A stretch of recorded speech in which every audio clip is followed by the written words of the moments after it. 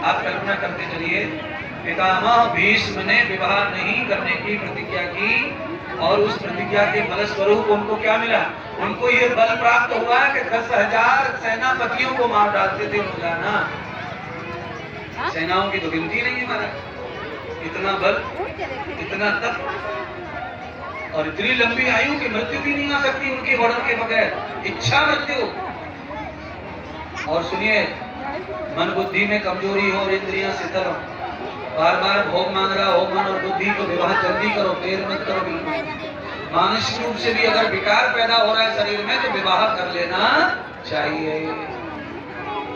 फिर अपराध की श्रेणी में मत पड़ो, फिर विवाह करना ही शुभ है जीवन में। कार्तिकेय महाराज ने माता पिता को कहा, माता पिता श्री महादेव, हे भोलेनाथ, हे माता पार्वती, हे जगदम्बे, अब ये तुम्हारा पुत्र विवाह नहीं चाहता है। क्यों?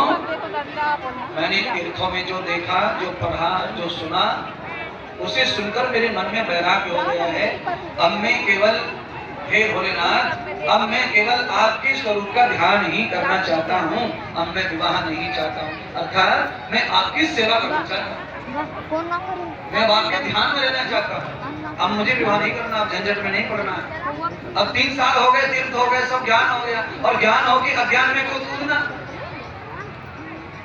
ये मैं नहीं कह रहा हूँ, ये सूरदास कह रहे हैं, कवि सूरदास, कि कामधेनु तज छेरी कौन दुहावत, कामधेनु तज। सूरदास कहते हैं कि जो कामधेनु का दूध होता है उसे बकरी का दूध नहीं आता। जिसने इतने बड़े आंचल वाली गाय का दूध काढ़ा है बाल्टी भर के, उसे बकरी के चिर कर से आनंद आने वाला नहीं है। कामधेनु तज छेरी कौन दुहावे।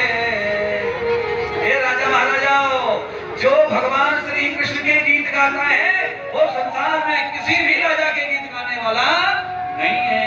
क्यों? कृष्ण कामधेनु है, संपूर्ण कामनाओं को पूरा करने वाला कृष्ण है, और तुम सब लोग बकरी की तरह हो।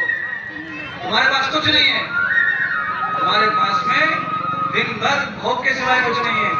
बकरी का पेट फट जाए पर खाना बंद नहीं करती है, ध्यान करना। बकरी, बकरा पेट फट जाए पर खाना बंद नहीं करते,